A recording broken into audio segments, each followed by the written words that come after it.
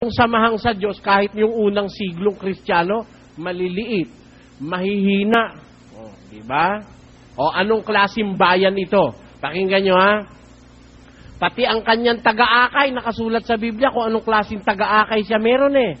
Basa, 9. Ganito ating mababasa. Nagkaroon ng maliit na bayan. Ano hong bayan? Maliit. Ha?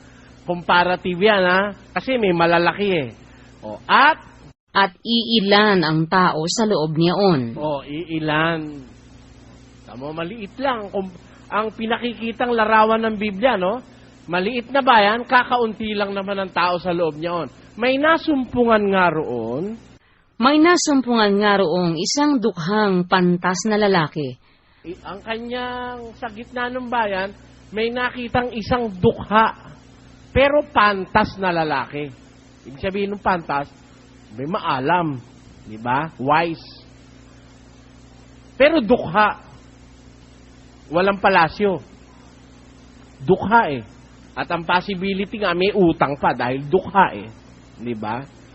O ulitin natin. May nasumpungan nga roon.